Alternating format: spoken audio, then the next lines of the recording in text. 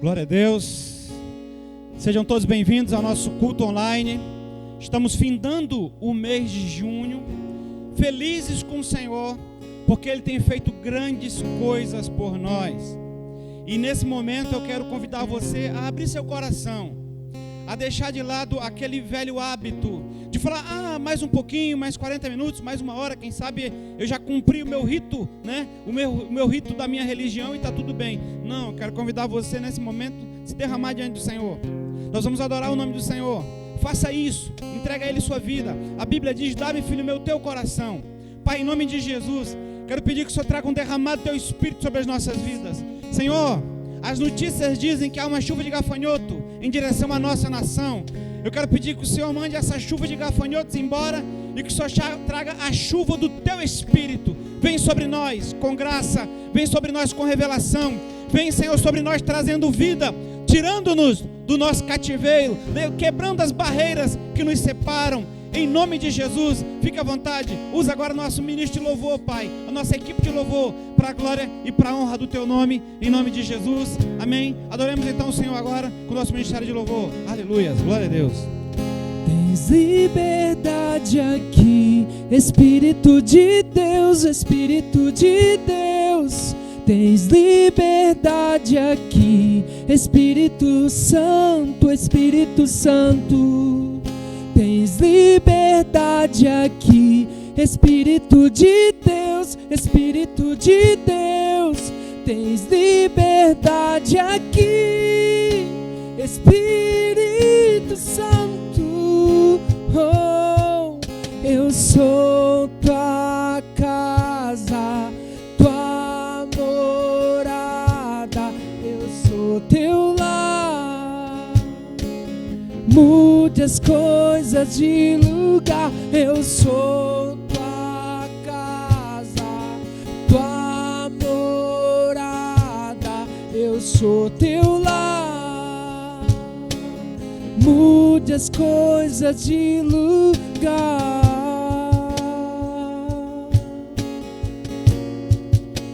De lugar, Senhor.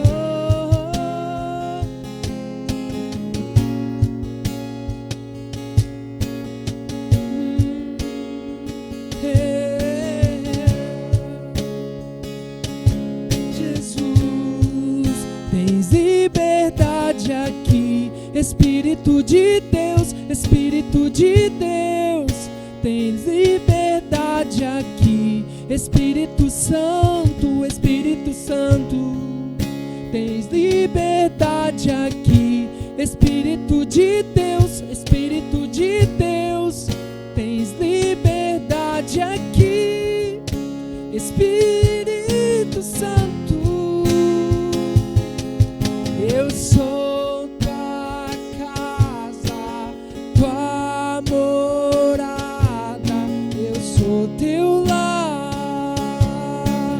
Mude as coisas de lugar, eu sou tua casa, tua morada, eu sou teu lar. Mude as coisas de lugar.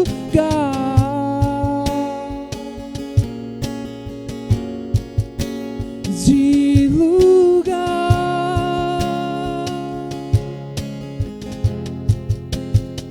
O teu perdão é completo, o teu perdão é completo. Ele sara minha alma, ele sara minha alma.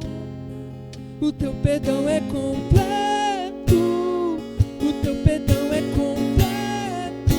Ele sara minha alma, ele sara minha alma. Vamos lá. O teu perdão é completo, ele sara minha alma, ele sara minha alma. O teu perdão é completo, o teu perdão é completo, ele sara minha alma, ele sara minha alma.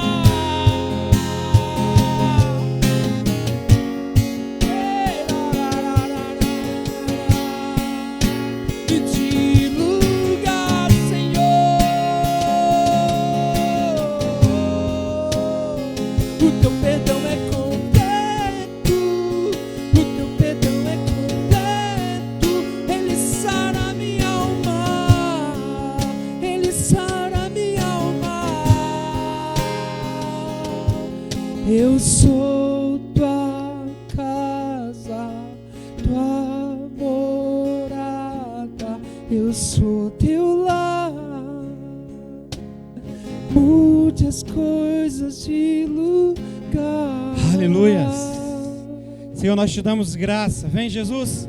Vem e traga o teu perdão que é completo. Muda, Senhor. Muda tudo aquilo que tu queres que seja mudado. Envia-nos a tua palavra. Fala conosco por tua palavra e nós seremos salvos. Em nome de Jesus Cristo. Vem, Senhor. Envia-nos a cura. Nós clamamos. Envia o teu perdão. Em nome de Jesus. Amém. Glória a Deus. Glória a Deus. Queria convidar você nesse momento a abrir a sua Bíblia no Evangelho de João, capítulo 4. Vamos então ler a palavra do Senhor.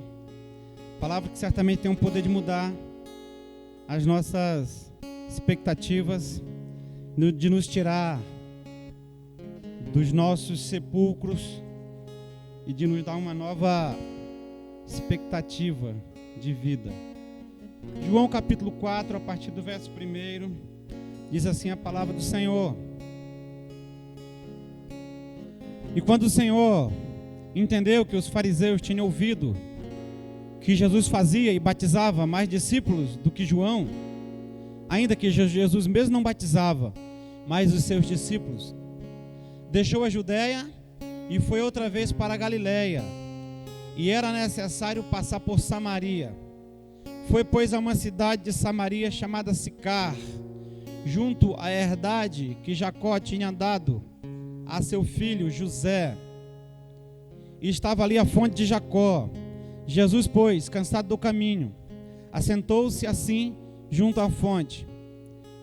Era isto quase a hora sexta. Veio uma mulher tirar água, uma mulher de Samaria, uma samaritana. Disse Jesus: dá-me de beber, porque os seus discípulos tinham ido à cidade comprar comida. Disse-lhe, pois, a mulher samaritana: como sendo tu judeu, me impedes de beber a mim, que sou mulher samaritana? Porque os judeus não se comunicavam com os samaritanos. Jesus, porém, respondeu e disse-lhe: se tu conheceras o dom de Deus, e quem é o que te diz, dá-me de beber, tu lhe pedirias, e ele te daria água viva. Disse-lhe a mulher: Senhor, tu não tens com que tirar, e o poço é fundo. Onde, pois, tens água viva? És tu maior que nosso pai Jacó, que nos deu o poço, bebendo ele próprio dele, e seus filhos, e seu gado?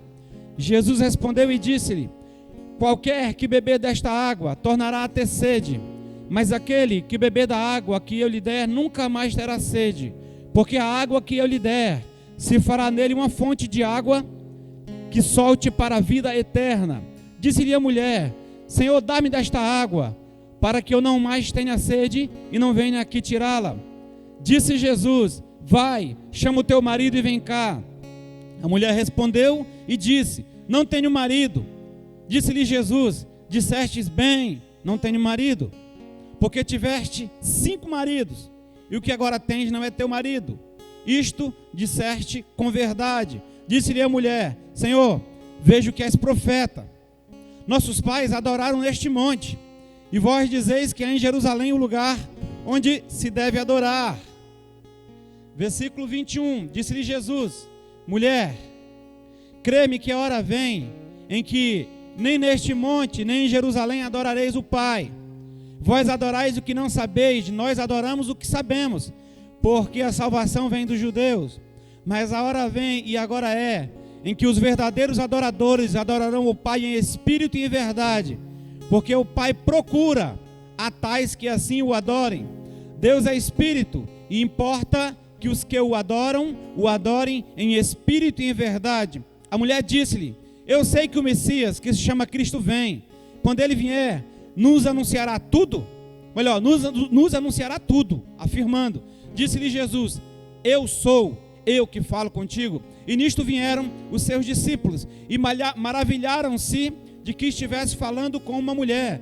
Todavia, nenhum lhe disse: que perguntas? Ou, por que falas com ela? Verso 28, deixou, pois, a mulher o seu cântaro, e foi à cidade, e disse àqueles homens: vinde, vede um homem que me disse tudo quanto tenho feito.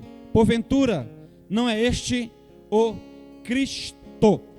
Glória a Deus. Bem, estamos diante de uma passagem das mais ministradas na Bíblia.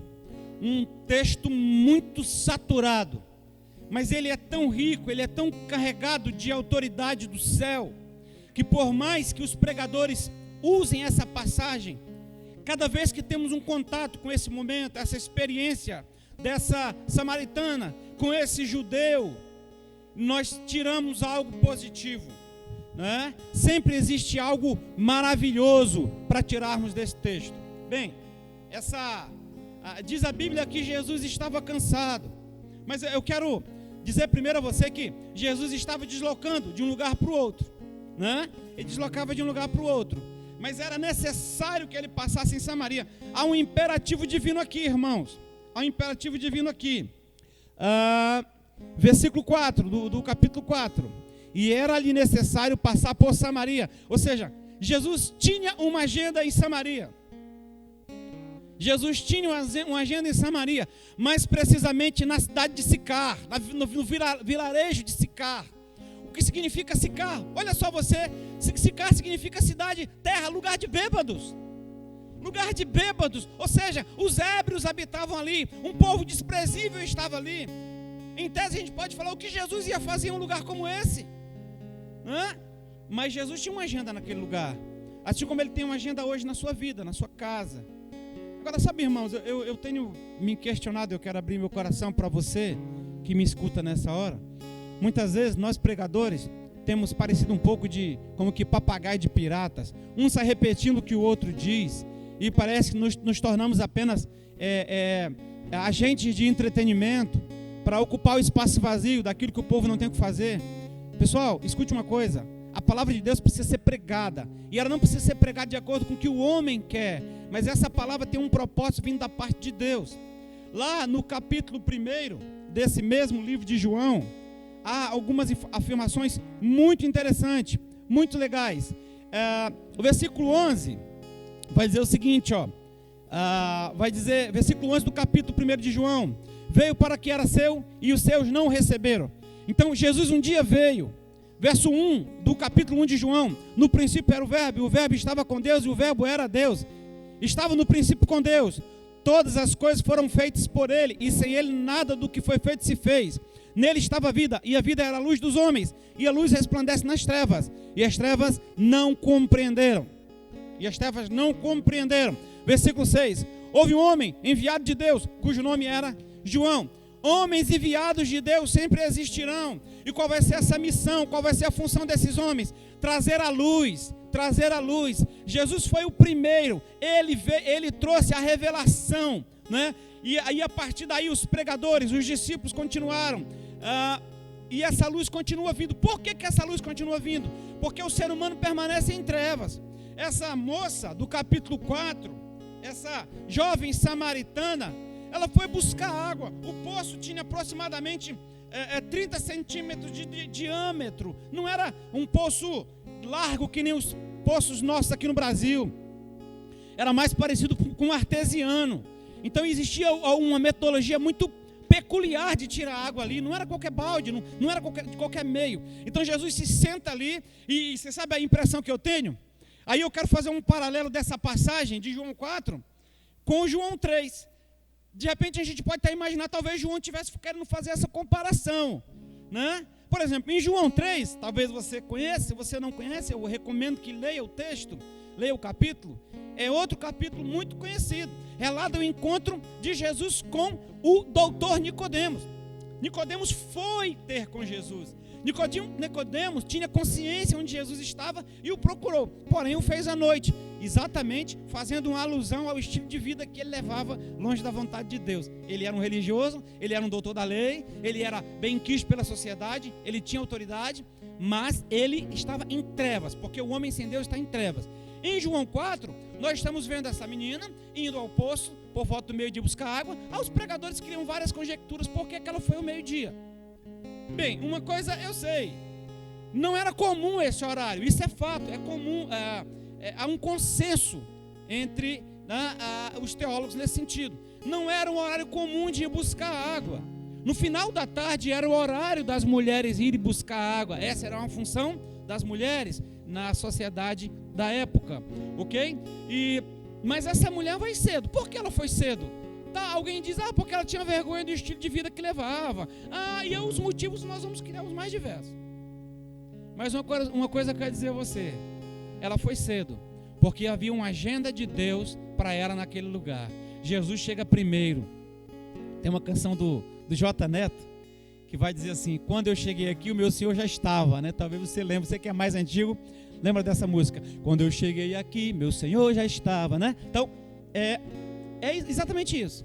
Quando Jesus chega no poço e está fisicamente cansado, exausto, e aí os discípulos vão à cidade, ele faz questão de ficar só. Por quê?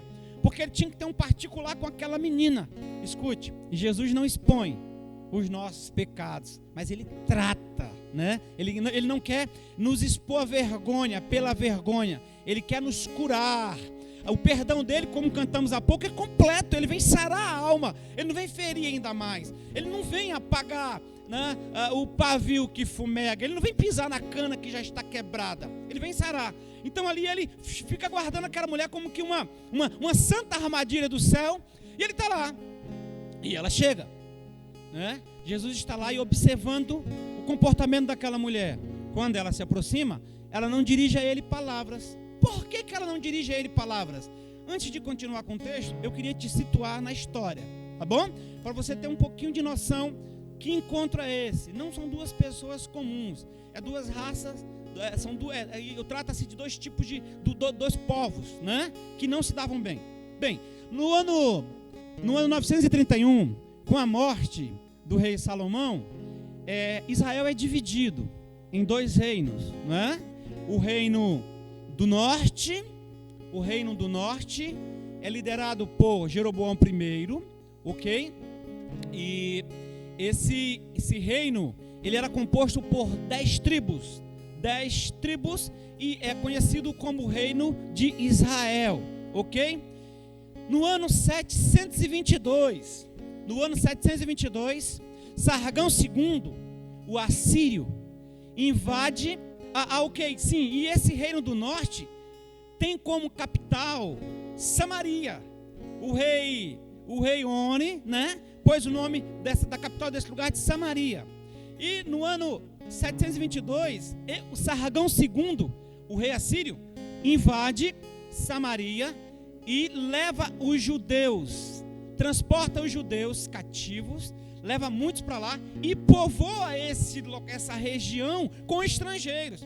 Mas você sabe, nunca tem como levar todos. Muitos judeus ali permaneceram, ficou remanescente. Houve então ali uma mistura de raças e nasce um novo povo. E esse novo povo que nasce nesse lugar é conhecido como os samaritanos. Esse reino do norte, antes, né, de ser tomado por Samaria, ele teve uma duração de 209 anos. Antes de ser tomado pela Síria, por melhor dizer, teve uma duração de 209 anos. Quando Sargão II vem e leva esse povo cativo, eles nunca mais voltariam. Essa parte do povo de Deus seria extinto. A disciplina para eles foi severa.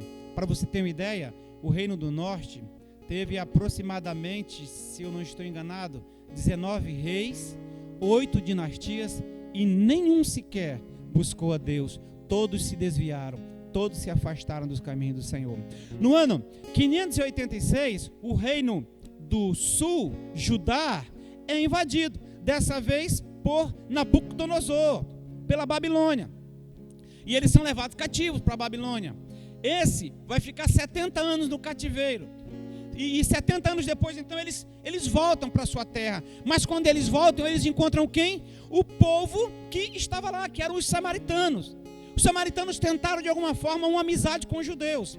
Esses não permitiram. Por qual motivo? Pela sua mistura religiosa. Os samaritanos eram judeus e eram mundanos. Eram judeus e eram assírios. Eram judeus e eram heteus. Era uma mistura de povos, tá? Era um sincretismo religioso terrível. Então os judeus não se permitiram misturar. Eles queriam manter, os que vieram da Babilônia queriam manter a pureza judaica. A pureza judaica. Isso causou inimizade entre judeus e samaritanos. E essa inimizade vai avançar. Por volta do ano 400 a.C., os samaritanos construíram um templo no Monte Gerizim. No finalzinho do século II para o começo do século III AC, João Hircano, não é? João Hircano, ele vai até esse lugar e destrói esse templo, que ele seria a referência religiosa dos samaritanos, ok? E esse comando, o general era um judeu, então, sob o comando de um general judeu. Isso aumentou ainda mais o ódio entre os samaritanos. Eles se odiavam de morte. Então imagine você, esse é o cenário, quando Jesus chega como homem na terra, havia muita intriga, muita treta entre judeus e entre samaritanos. E é exatamente isso que está acontecendo. Esse povo, né? Esse povo samaritano era detestado pelo povo judeu. Essa é a grande verdade. Então, amados, em nome de Jesus, deixa eu garantir uma coisa a você. Deus tinha um propósito nesse encontro. Essa menina, ela era mulher, ela levava uma vida socialmente reprovada. Pelo visto, ela queria evitar pessoas, mas ela não sabia que mesmo tendo uma história triste, mesmo não se sentindo valorizada, que Deus a havia escolhido. E a partir dali, Jesus vai apresentar o universalismo do Evangelho. Exatamente isso. O Evangelho não é para os judeus. O Evangelho é para todo aquele que crê, independente da sua raça. E existem duas maneiras muito interessantes de você se aproximar de uma pessoa. Uma delas é você pedindo a ela um favor. Outra é fazendo um favor a ela. Jesus opta por pedir um favor a essa mulher. Ele queria iniciar um diálogo com ela. Para você ter uma ideia como isso foi forte para essa mulher, para um judeu, um samaritano era considerado como combustível para o fogo do inferno. Imagine você o nível de animosidade que existia entre esses povos. Então Jesus fala: olha, por favor, me dá um pouco de água, eu estou com sede, eu estou cansado. E ela olha e fala: não, ele é um rabino judeu, ele tem pinta de rabino, ele é rabino, ele é judeu, como é que ele está falando comigo? Ela deve ter pensado. Ela fala: ei, por que você está falando comigo? Que história é essa? Não é? Por que você está me pedindo água? Você é judeu, você é mestre em Israel. E eu sou uma samaritana, eu sou uma mulher samaritana. Então Jesus ali abriu a porta do diálogo. Muito legal isso, né? Quando ele abre a porta da oportunidade. E nesse momento, Jesus diz: olha, se você soubesse quem fala contigo, se você identificasse quem está falando contigo, tu não ia falar isso. Tu era me impedir de beber, tá? Tu ia dizer: me dá um pouco da tua água. Sabe por quê, mulher? Versículo 10. Jesus respondeu e disse: se tu conheceras o dom de Deus, e quem é que te diz, dá-me de beber, tu lhe pedirias, e ele te daria água viva, água da vida. Para um judeu, ou para um meio judeu, que eram os samaritanos, água viva eram águas correntes, águas de rios, não é? Então percebe-se que nesse momento já abriu-se um diálogo. Jesus já quebra aquela barreira nacional, aquela barreira nacionalista entre os judeus e os samaritanos. Ela já está no diálogo. E ele então fala de algo que ela, de alguma coisa que ela não conhecia. Olha, eu estou te pedindo, mas eu tenho algo melhor para te dar. Se tu soubesse quem é que te pede, ela pensa: quem é esse? Quem será que é esse? Quem é o interlocutor? Quem é esse que fala comigo? Como é que ele está dizendo? Se tu soubesse, será que eu não sei quem ele é? Ele é um rabino judeu. Não, peraí, mas ele oferece água viva. Quem é ele então? Tá? E ela avança aqui o diálogo vai avançando, né? E a mulher diz: Senhor, tu não tens com que tirar. Aí ela vai dentro da racionalidade. Eu quero voltar lá pro doutor Nicodemos. Quando Jesus disse: olha, você precisa nascer de novo. Ele não entendeu. Jesus disse a ele: Nicodemos, o que é nascido da carne é carne, o que é nascido do espírito é espírito.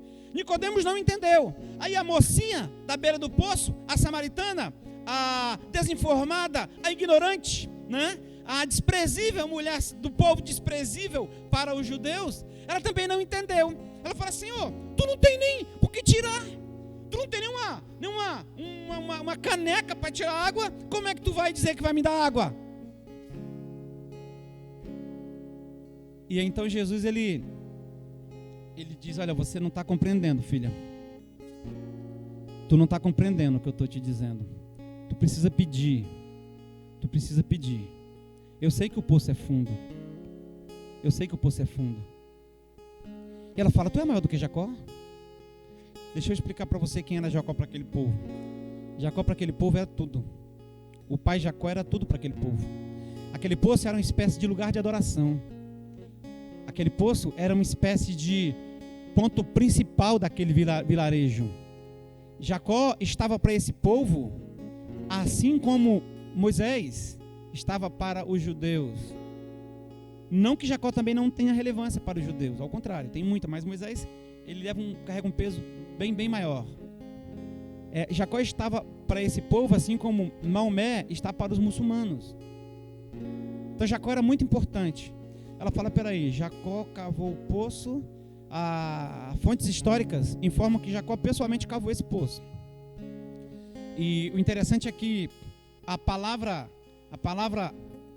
hebraica, a palavra grega usada para falar desse poço é frear, né? Frear. Tem duas palavras.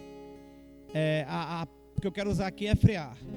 Frear por quê? Porque esse poço, na verdade, ele não era um poço. Deixa eu explicar para você. Daí, dessa palavra frear, nasceu a palavra lençol freático. Ou seja, essa escavação feita na terra, ela perfurou em torno de 30 metros, era a profundidade daí, e ela chegou ao lençol freático. Lençol freático, daí a palavra grega frear.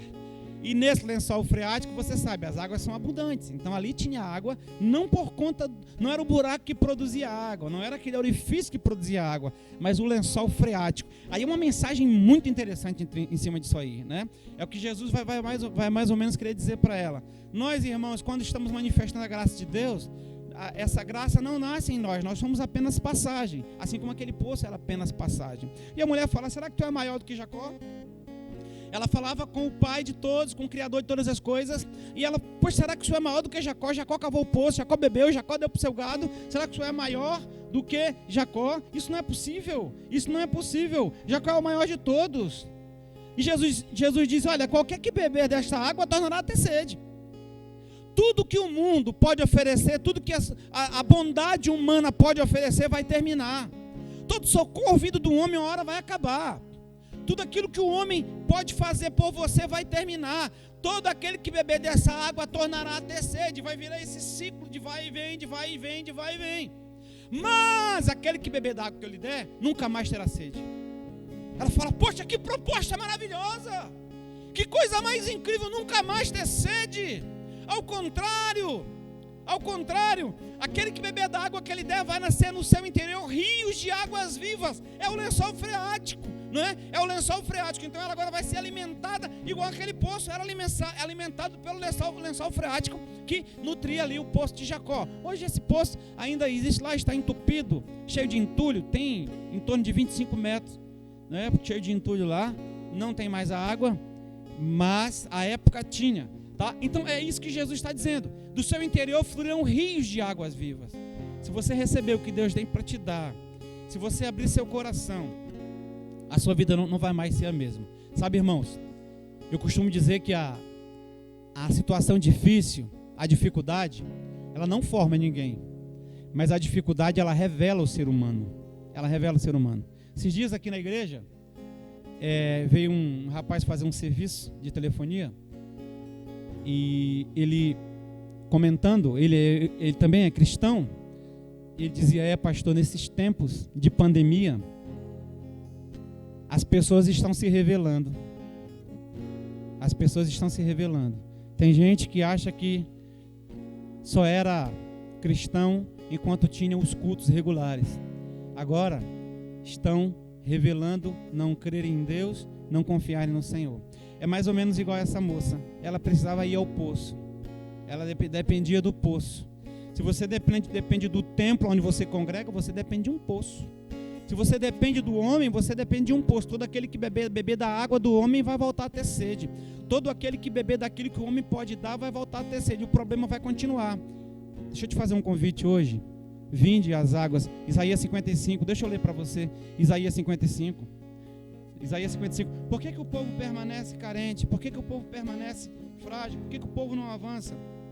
Diz assim a palavra em Isaías 55, capítulo 1. Ó vós, todo que tende sede, vinde às águas. E os que não tende dinheiro, vinde, comprai e comei. Sim, vinde, comprai, sem dinheiro e sem preço. Vinho e leite. Ei!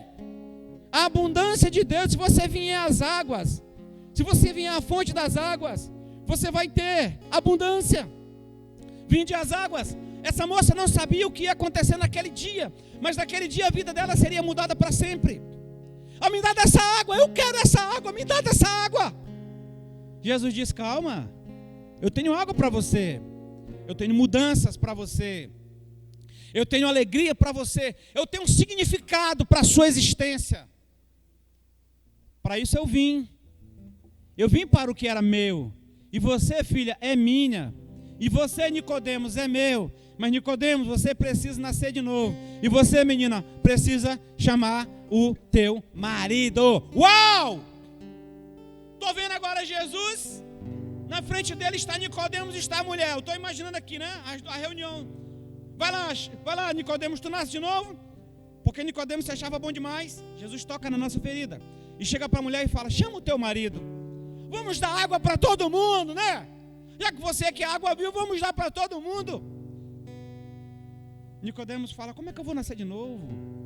Eu vou voltar para o ventre da minha mãe? Não dá. E ela diz, olha, eu não tenho marido. E Jesus diz a ela, você está falando a verdade, moça. Você já teve 5, não foi? Você já teve 5. E agora o que você tem não é seu, é uma relação ilegítima, não é isso? Aí ela fala, pô, esse cara é profeta.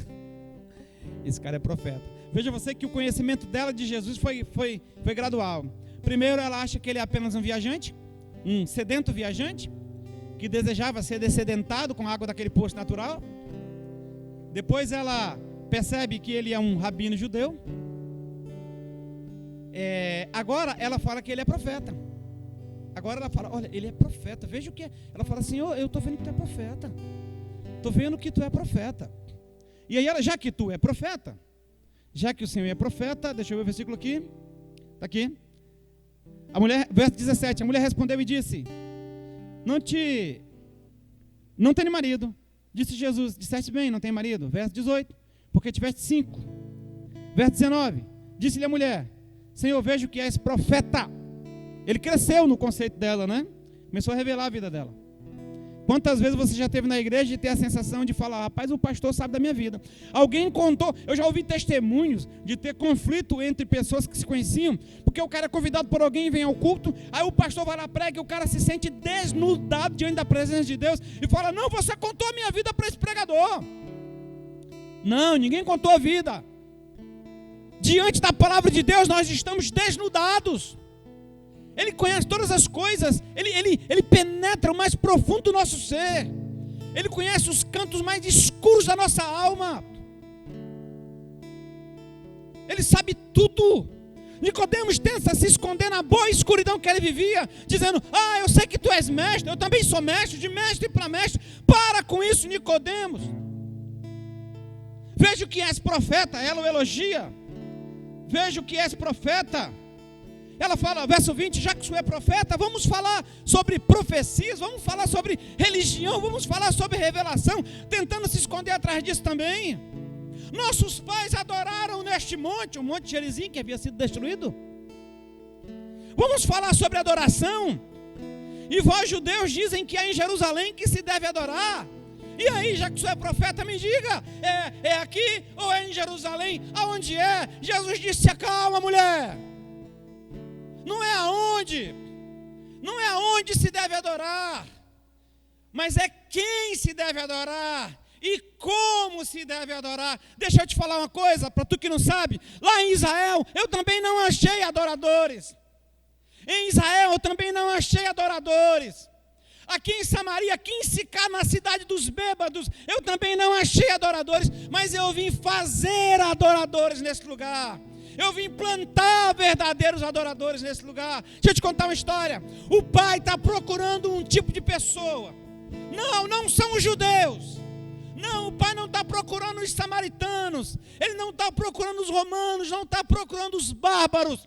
O Pai está procurando aqueles que desejem, que venham desejar adorá-lo em espírito e em verdade.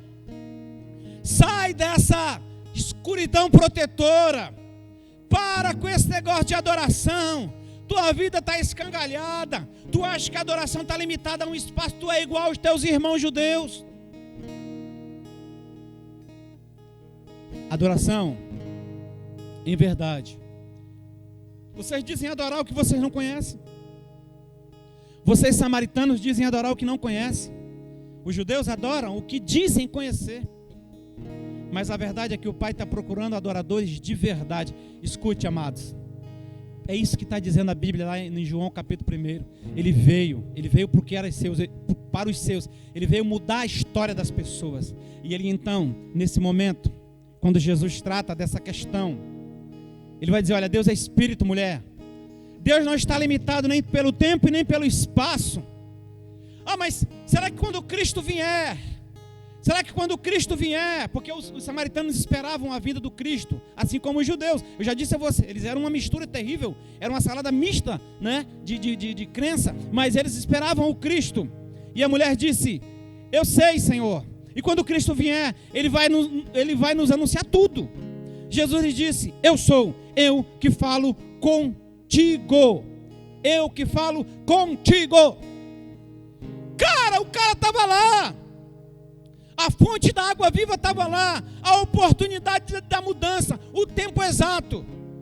Lembra que eu disse a você do irmão que tratava comigo essa semana aqui na igreja? Que ele dizia, olha, nessa hora as pessoas estão se revelando. Tem gente que acha que a adoração a Deus é só no templo, que em casa não vale. Que ser fiel a Deus é só quando tem culto. Eu vi testemunho de pessoas que disseram assim, não, a igreja está fechada, você não precisa devolver o dízimo. Deixa eu te falar uma coisa, meu irmão. Os verdadeiros adoradores, aqueles que realmente nasceram de Deus, eles vão adorar a Deus em todo e qualquer momento, em toda e qualquer situação. Eles adoram a Deus na alegria, eles adoram a Deus na dor, eles adoram a Deus com o tempo fechado, eles adoram a Deus na igreja, eles adoram a Deus no hospital, eles adoram a Deus no dia que o menino nasce, ele adora a Deus no dia da morte. Ele adora a Deus independente da situação. E adorar vai muito além de uma atitude romântica. Nós vamos ver na história da igreja vários homens adorando a Deus com as suas vidas, cantando louvores enquanto a fogueira romana lhes queimava, cantando louvores enquanto a espada lhe penetrava o peito, louvando a Deus enquanto eram postos para serem enforcados, louvando a Deus na prisão. Paulo e Silas, diz a Bíblia em Atos, que eles cantavam um hino enquanto estavam na prisão. Você sabe como era a prisão que Paulo e Silas estavam? Naquela prisão passava por dentro dela o esgoto da cidade. Certamente eles estavam com excremento é muito bonitinho, estavam com merda, bosta, pelo menos até a altura do umbigo.